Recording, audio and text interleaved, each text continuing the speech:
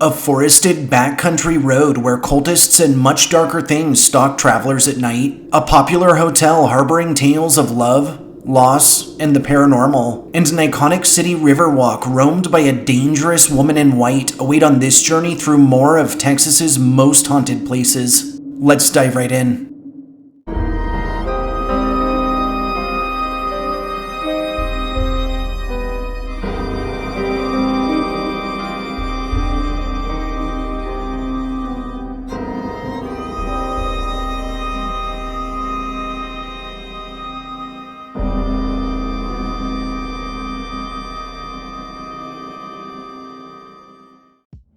Hey guys, and thanks for joining me on this adventure through some more of Texas's most haunted places. Recognized for its crucial role in American history as an icon of independence and personal freedoms, for its unique culture, sprawling state fairs, and as a home to NASA, country music, and more, the Lone Star State is also infamous for its classic ghost stories, ties to some of our most impactful urban legends, and of course, for its traditional Old Hill folklore sure to chill your bones. Are you ready to get started? Okay, so kicking off this journey, we're taking a trip to one of Central Texas's most popular historic locations, being that of Fort Phantom Hill.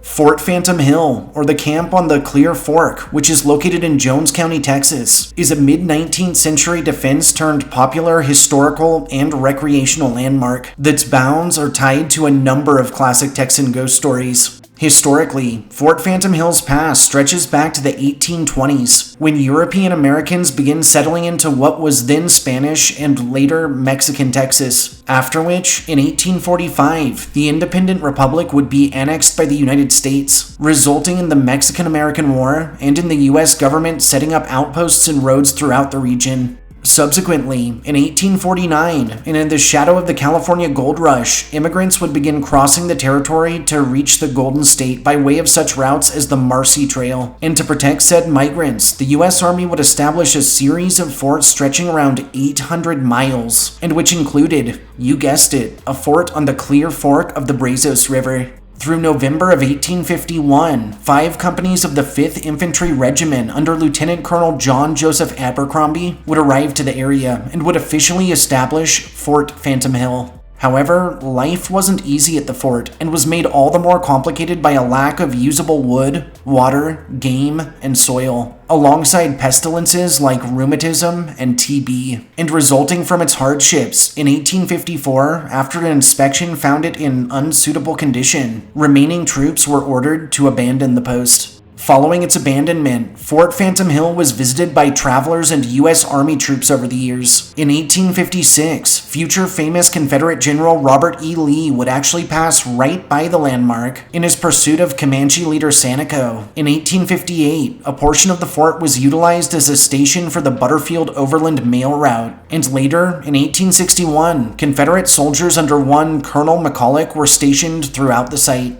Following the surrendering of the Confederacy and the Red River War, a small settlement would form around Fort Phantom Hill that would consist namely of buffalo hunters, miners, and other migratory tradesmen. And by 1881, the community, then at around 546 strong, would actually act as the seat of Jones County for a time. However, this period of prosperity was relatively short-lived, and following the completion of the Texas and Pacific Railway, whose route bypassed the locale entirely, the community would begin a steady decline. By 1900, the town that had so quickly formed around Phantom Hill ceased to exist completely. By 1913, those who had remained at the fort itself had all moved elsewhere, and by 1918, the Fort Phantom Hill Oil Company had begun test drilling through the area. More recently, in 1928, fort grounds were sold to one John Guitar, who, in 1969, resold the lands to his grandson Jim Alexander. Notably, through this family's ownership, the fort grew in fame, so much so that it would attract the attention of historian and secretary of the West Texas Historical Association, Carl Koch Reister. In 1970, the fort was excavated. In 1972, it was added to the National Register of Historic Places, and in 1997, Phantom Hill was opened up to the public, after which, in 1998, another excavation was carried out.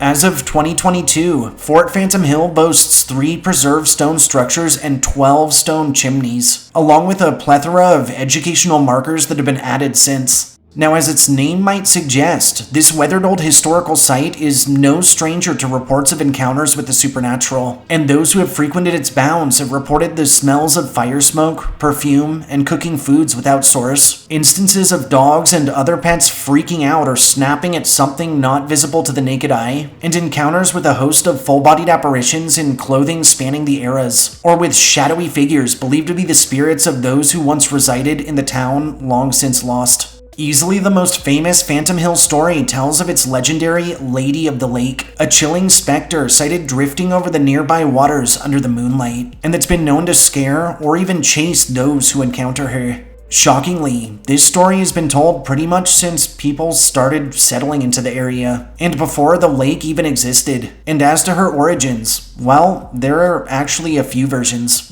The first tale tells that the lady may be the ghost of an early pioneer who formed a secret password with her husband so that they wouldn't accidentally let the wrong people into their cabin. And that, after her husband was attacked by natives and barely made it back to their homestead, accidentally shot her love when, in a panic, he forgot to use the password and instead pounded or clawed at the door for help.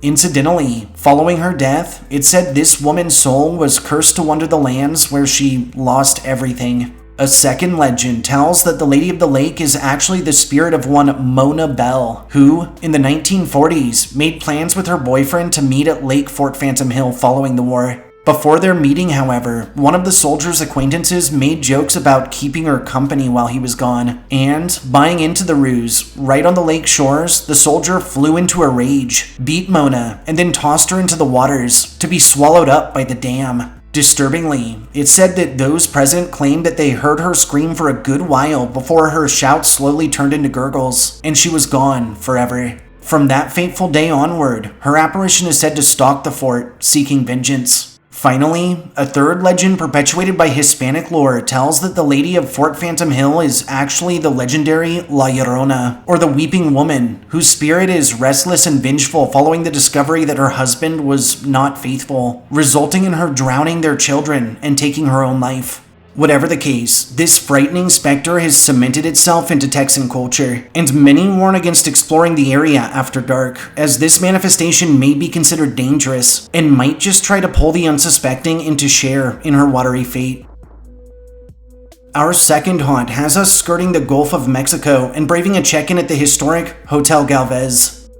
Hotel Galvez, or officially the Grand Galvez Resort and Spa, which is located in Galveston, Texas, is a historic 226-room lodging boasting ornate interiors complete with luxurious amenities and unparalleled service that, in more recent times, has acted as a birthing grounds to a series of local legends and reports of strong paranormal activity. Historically, before Hotel Galvez was ever a concept, in 1883, the Beach Hotel was designed and completed under Nicholas J. Clayton on future Galvez grounds. Notably, the Beach Hotel would offer accommodations quite luxury for its time and would remain in operation until 1895, after which it would shut down for a time and would attempt several reopenings in 1896 and 1898, alongside a slew of renovations. Unfortunately, however, through July of 1898, a boiler room fire would occur and would eventually consume the whole of the property, destroying this early building along with several surrounding structures. And following the blaze, the Beach Hotel was never reconstructed.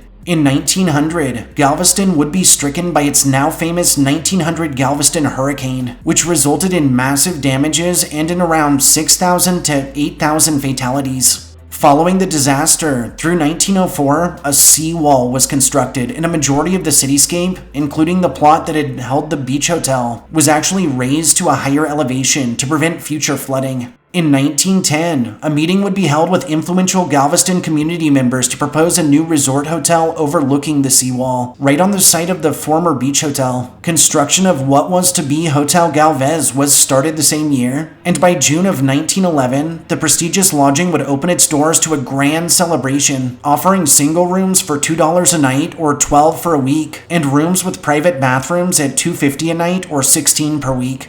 From the time of its opening and onward, Hotel Galvez would grow into a popular stay in Galveston, as well as across the whole of Texas. In 1940, it was purchased under new owner William Lewis Moody Jr. Through World War II, the site was occupied by members of the U.S. Coast Guard, during which time its rooms were not rented to civilians. And following the war, through the 1940s and early 50s, the establishment would be restored as a tourist destination and would mainly host those traveling to Galveston to take part in its booming gambling industry. Through the mid-1950s, however, the Texas Rangers would shut down this gambling scene. As a result, the local economy would start to collapse, and with dwindling clientele, Hotel Galvez would begin falling into disrepair. For over a decade, Galvez would hang on by just a thread until 1965, when investors saw promise in its restoration. In 1971, the property was acquired under partners Harvey O. McCarthy and Dr. Leon Bromberg, and in 1978, it was resold to a Denton Cooley, who initiated some of the site's most extensive renovations to date. More recently, in 1989, Galvez was acquired under the Marriott franchise. In 1995, it was purchased by Galveston native George P. Mitchell, who would meticulously restore the site to its original 1911 look. And in 1996, Wyndham Hotels and Resorts was brought on to manage the business end of things. Unfortunately, in 2008, during Hurricane Ike, Galvez would weather severe damages in the form of lower-level flooding and destroyed or lost clay tiles from its roof. However, repairs were swift, and the aged lodging would soldier on. In the present, Hotel Galvez remains open to the public and is a popular stay for tourists, history enthusiasts, and to date, paranormal investigators, and rightfully so. As over the years, a surprising number of ghost stories have been hosted within the confines of this weathered lodging, with staff and visitors alike reporting extreme cold patches felt through the lobby and halls, odd disturbances in personal electronics and devices, and encounters with a range of apparitions believed to be the spirits of former guests who checked in but never really checked out. One of Hotel Galvez's most famous legends revolves around an infamous phantom known as the Lovelorn Lady. As this story goes, the hotel's lady is the spirit of one Audra, a 25-year-old bride-to-be that stayed at Galvez through the 1950s. Notably, Audra's groom, a dashing and handsome mariner who often sailed out of Galveston on his various adventures, would leave Audra alone for great lengths of time, during which she would always rent out room 501, which was right near the elevator and a ladder that led up to the rooftop. On the days of his would-be returns, Audra would climb this ladder up to the roof and would watch the horizon for any sign of his ship. Sadly, during a particularly bad storm, news reached Audra that her groom's ship had capsized and that all hands on deck were lost. And in despair, the heartbroken woman hanged herself in the hotel's west tower. Now, if this wasn't bad enough, it's said that somehow Audra's groom actually made it to shore and survived the disaster, and that days later, he would return to Galveston in search of his beloved, only to be met with the horrific truth. This turmoil is said to have left Audra's spirit restless, and her apparition has been sighted all around the 5th floor, namely in and near room 501, where she's been known to cause the lights to flicker, electronic keys to fail, and pulls off the bed sheets in the middle of the night. Additionally, the Lovelorn Lady has also been known to ride the elevator with unsuspecting guests, and always disappears just before it reaches its destination. Also reported through Hotel Galvez are encounters with spectral children that run and play giggling through the halls, instances of objects moving around on their own, or of luggage found packed or unpacked inexplicably, run-ins with ghostly dogs and cats, and the entities of the Sisters of Charity, which, during the aforementioned hurricane of 1900, actually tied themselves with ropes cut from their own cloth to the orphan children they took care of, and drowned right alongside them, have been spied rushing around corners or passing through rooms briefly, before fading away. And on to number 3, which has us exploring North Texas and Dallas's iconic White Rock Lake. White Rock Lake, which is situated right out of Dallas, Texas, is a popular 1,254-acre reservoir formed from White Rock Creek that's grown in fame for its plentiful recreational and natural opportunities, and in infamy due to a wide range of purported supernatural phenomenon and chilling legends. Historically, before the damming of White Rock Creek, lands now holding the lake were initially settled through the late 18th and early 19th centuries, and held a collection of farms and homesteads, including those of the prominent Daniel and Cox families. Notably, the first record of the Daniel family farm is preserved in the form of an old Bible that belonged to Thomas Walker Daniel, and it's now known that he and his wife Frances moved to the White Rock area circa the 1830s through 40s. Additionally, the couple had a son who in turn had a good friend through the Civil War with the last name of Cox. And following the conflict, the Cox family would move onto lands adjacent to the Daniels, and were later joined by other families, being the Humbards, the Glovers, the Lavenders, the McComises, and the Donahues. Construction of White Rock Lake itself began through 1910 in a response to water shortages experienced in the Dallas area. Sadly, families that still resided near were forced to move elsewhere, and by 1911, a dam was finished, effectively creating the reservoir we know and love today. Following the completion of the lake, its shorelines would become a hot commodity in the real estate industry, with everyone jumping at a chance for their very own private lakefront property. Through the early 1930s, the Dallas Park Board and Civilian Conservation Corps would begin developing lake shores into a municipal park, and for years following, CCC members would spend time meticulously deepening, widening, and modifying necessary portions of the lake, while also constructing a number of limestone buildings, shelters, and rec trails. Through the start of World War II, White Rock CCC camp was actually used as an induction point for new recruits. And later, in 1943, the government would use the barracks at Winfrey Point to house up to 403 German POWs. Following the war, and as Dallas's population grew, so did a demand for water. And in 1952, White Rock beaches would welcome their last swimmers, as the activity was henceforth banned in order to preserve a sanitary water supply. More recently, through the early 1990s, the park surrounding White Rock would grow into an exceedingly popular rec area, offering trails, picnic sites, campsites, bike paths, educational landmarks, and so much more. Eerily, in the present, all that remains of the Daniel and Cox farms is an old Daniel Cox cemetery, which has earned a reputation amongst both historians and paranormal researchers. The White Rock Lake area remains open to this day, and plays home to a number of events and interests, including those of rowing clubs, to kayakers, canoers, and paddleboarders, to the Corinthian and Southern Methodist University's sailing clubs, to bird watchers, nature enthusiasts, and to anglers who often cast for catfish, sunfish, crappie, carp, gar, and bass. Oh, and as a side note for any thinking of venturing through the more wilderness-stricken portions of the lake, prepare yourselves for encounters with everything from squirrels, beaver, deer, raccoons, and foxes, up to more dangerous and bothersome wild boar, bobcats, coyotes, and even the occasional skunk. But according to legend, the wildlife isn't the only dangerous thing at White Rock, and over the years, those visiting the site have reported a slew of spine-tingling ghost stories, including instances of vehicles parked near refusing to start inexplicably after dark, shadowy figures that follow lone walkers along the trails, and accounts of those traveling various pathways feeling as if they're passing by the same landmark over and over again, as if their journey is being repeated, like the lake is trying to keep them. Easily the most famous White Rock story, and one that's eerily reminiscent of our first Fort Phantom Hill haunting, is that of the Lady of the Lake.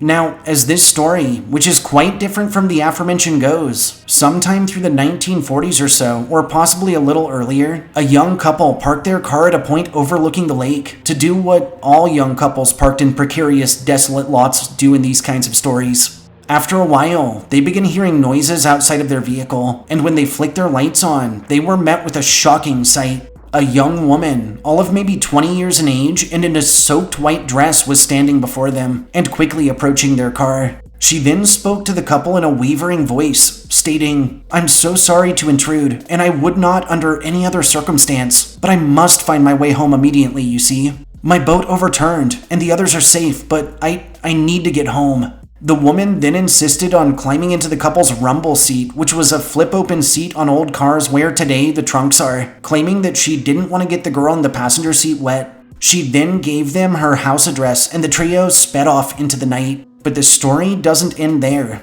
Midway through the drive, the couple turned to find that this mysterious woman had vanished. They decided to proceed to the address she'd given them anyway, and when they knocked on the door, a middle-aged man answered. Upon relaying their story, the man revealed that this was the third time strangers had come to his door claiming the exact same thing, and that their description of their curious passenger matched that of his daughter, who had drowned while sailing a few weeks prior. Strangely, this same phenomenon has either been reported or been written about for years, and to date, countless are claims of encounters with the sorrowful Lady of White Rock Lake. Also reported around the area are encounters with hooded cult members, strange creatures that roam the nearby arboretum, and instances in which those that go swimming, which if you'll remember is a big no-no here, are seemingly pulled under by invisible hands. And numerous are claims of full-bodied apparitions in clothing spanning the eras spied roaming various trails. Our fourth haunt lands us in the heart of Texas and has us strolling the popular San Antonio River Walk. The San Antonio River Walk, which is located where else but in San Antonio, Texas, is a massively famous city park and pedestrian route skirting the San Antonio River that sits a whole level down from street level and that's dotted with shops, restaurants, bars, tours, boat rides, actors, historic plaques, and pretty much anything a tourist might want from a travel destination. That, over its lengthy history, is also commonly associated with some of the city's most prolific paranormal activity. Historically, in 1921, a disastrous flood along the San Antonio River would claim the lives of 51 citizens, with another 23 reported missing, after which plans to flood control the river were quickly implemented in the form of the construction of the Olmos Dam and its bypass channel in 1926. A few years later, in 1929, San Antonio architect Robert Hugman would submit plans for what would become the city's iconic Riverwalk. Over the years, interested parties would work with former Mayor Jack White, and in 1938, a bond was issued for what at the time was listed as the San Antonio River Beautification Project, which began the river's slow transformation into our present-day 2.5-mile-long landmark.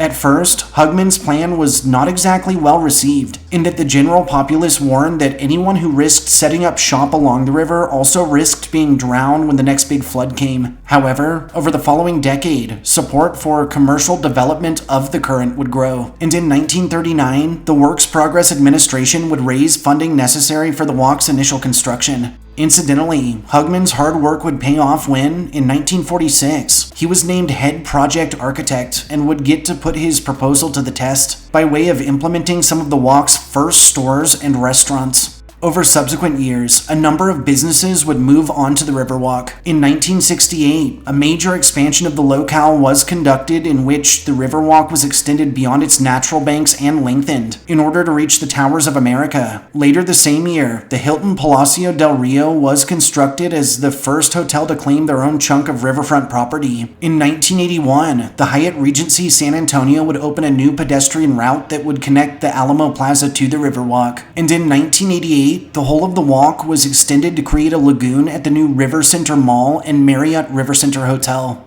In more recent times, future expansion projects aimed at development of the areas of river north and south of the downtown metro have been proposed, as various establishments and chain restaurants have started to flourish. However, a movement at City Hall directed at preventing these businesses in favor of retaining its historic and local flair is also on the board. In 2009, the Riverwalk would welcome the Museum Reach, which features a number of attractions including the San Antonio Museum of Art and the Pearl Brewery, and that's grown wildly in popularity amongst both locals and tourists. In 2011, the route was extended from downtown to Mission Espada, an addition recognized as the Mission Reach. And in 2016, the Riverwalk was connected with the also very popular San Pedro Creek Greenway. In the present, the Riverwalk remains a popular social and business center to the city of San Antonio, and offers something for pretty much everyone.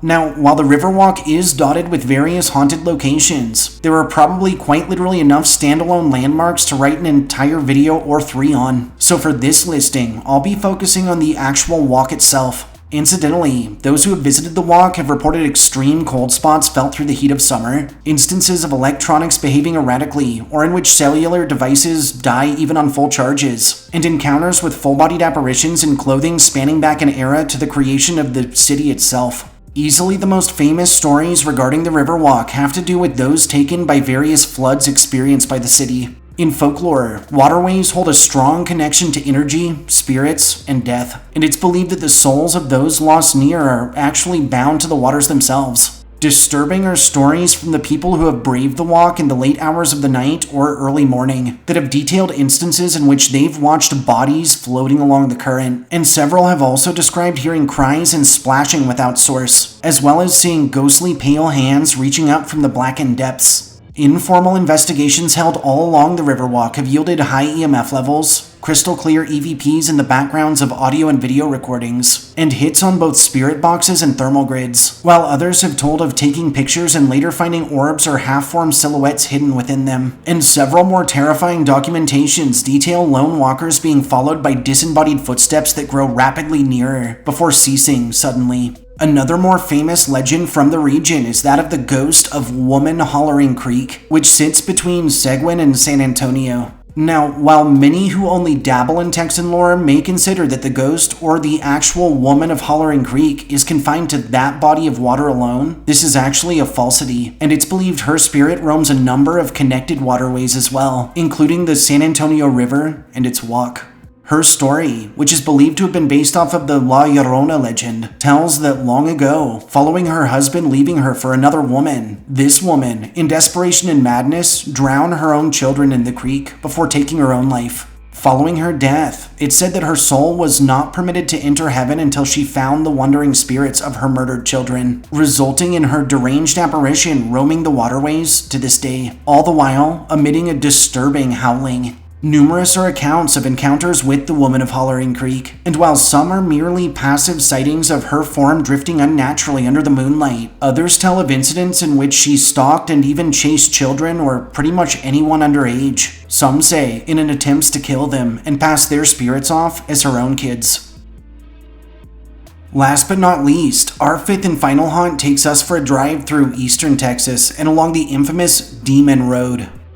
Bowden Road, or more infamously Demon Road, which is located out of Huntsville, Texas, is an overgrown forest route cutting through the countryside southwest of the city that's grown wildly in popularity amongst daredevils and local youths looking to test their mettle, amongst self-professed paranormal investigators and all manner of social media influencers and urbexers, and it's easily recognized as one of the most haunted drives not just in Texas, but in the whole of the United States, if not the world. Historically, the history of Huntsville stretches all the way back to 1836 when a small trade outpost was opened near under Pleasant and Ephraim Gray, the latter of which, by the following year, that would be named postmaster of the locale and that would call the budding community Huntsville, after his hometown of Huntsville, Alabama. Over the years, Huntsville would grow steadily. However, this growth would increase dramatically in 1847, when the famous Sam Houston, who in his life would act as president to the Republic of Texas, as governor of the states of both Texas and Tennessee, as a U.S. senator, and as a congressman, would purchase 170 acres locally, after which, over the following year, he would construct his woodland home, and would move his family into town. Notably, his ties to Huntsville are commemorated today both by the Sam Houston Memorial Museum and through the Sam Houston State University, and it's worth noting his actual gravesite is also maintained locally. Additionally, in 1847, Huntsville would act as home to the newest Texas State Penitentiary, which would receive its first convict on October 1st of 1849. And in 1850, the town had grown such in prominence that it actually just barely lost out to Austin in a vote that would decide the state's capital. Interestingly enough, Huntsville is also recognized for its hosting of another famous individual by the same name, not to be confused with the aforementioned one Samuel Walker Houston. Now, in 1864, Samuel was born into slavery under Joshua Houston, who was owned by none other than Sam Houston himself. And after earning his freedom, he would go on to establish the Galilee Community School in 1907, which would later be reestablished as the Houstonian Normal and Industrial Institute.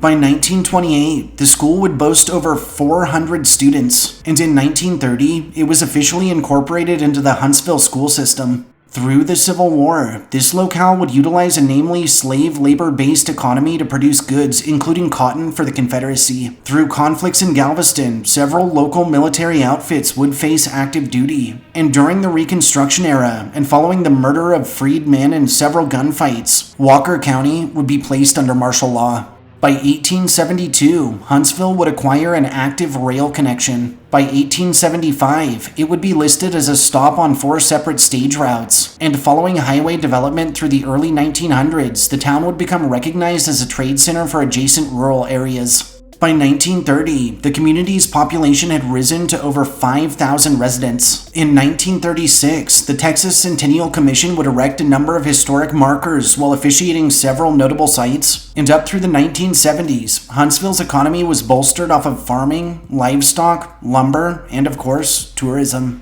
More recently, in 2009, the Huntsville Cultural District was designated by the Texas Commission on Arts as one of 7 such state districts, and the town continues to act as an important part of Texan heritage and history. Now, surrounding Huntsville and stretching back to the time of its creation are a number of backwoods routes and former trails turned roadways that are used to connect various homesteads and farms to more major thoroughfares and locales. Of these roads, perhaps none is more infamous than that of Bowden Road, or Demon Road, which some tell was not only a trail during the town's earliest days, but also possibly a native path. Its history stretches back thousands of years. Now, before we dive into the lore surrounding Demon Road, I feel it's only fair to warn my viewers. I really did save the spookiest location for last, and the tales surrounding this stretch are, if I do say so myself, pretty freaking disturbing.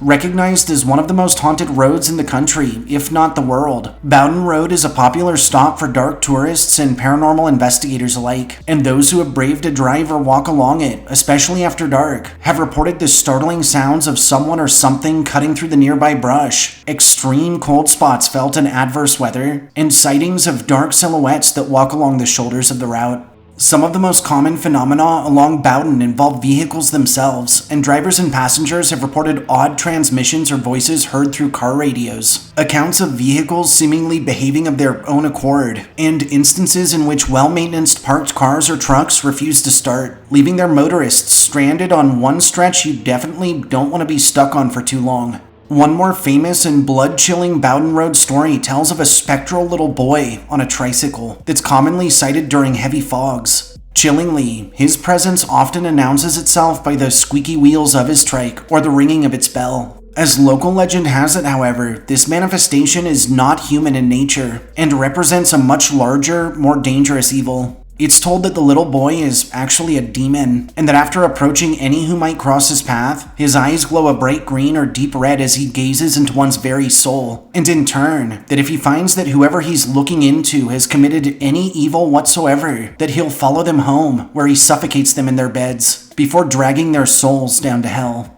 Another infamous phenomenon experienced along Demon Road is that of its alleged ghostly hands. As it's told, those who park along the road, namely right near the old Martha's Chapel Cemetery, often discover handprints that appear all over their windows. Additionally, several who have seen these handprints have also detailed their vehicles rocking, as if someone outside is shoving with great force against the doors or trunk. And on occasion, this force has become so strong that the entire car has been coaxed into actually rolling over significant distances. On the topic of Martha's Chapel Cemetery, this old boneyard dates all the way back to the 1830s or so, and acts as a focal point for one of the stretch's most horrifying legends. As the story goes, years back, a young man and his friend were telling ghost stories about the old yard, and eventually, one convinced the other to take a midnight drive to the graveyard. On their drive out, the friend who was sitting in the passenger seat ended up falling into a deep sleep, and by the time they got to the yard, the driver didn't want to wake him. Not wanting to waste the journey, the driver exited the vehicle and walked through the cemetery for a time, before astonishingly, he saw small patches of dirt around the expanse moving and shifting. Suddenly, before he could react, a hand shot up from the earth and clutched his ankle with unnatural strength. But just before the man was pulled down, his friend showed up out of nowhere to help him kick the appendage back down into the ground. The two men then hurried back to their car, but when the driver turned to look around, his friend was gone. When he reached his vehicle, the passenger was still seemingly asleep inside. However, sadly, a closer inspection would reveal that he was actually dead, with some claiming that demonic activity within the old cemetery is what killed him. Lastly, reported all along Bowden and confined to no area alone are encounters with hooded cultists, sightings of various cryptids, and a series of red spook lights that it's claimed, when looked at directly, charge their observers, causing temporary amnesia. And some have recounted run-ins with a beast known as the Faceless Monster that glides along the nearby tree line and keeps pace with speeding cars. Thanks for joining me in exploring some more haunted places in Texas. If you enjoyed hearing my histories and ghost stories, subscribe to my channel, throw this upload a like, and share me with anyone you feel could use a good scare. I'll see you all next time.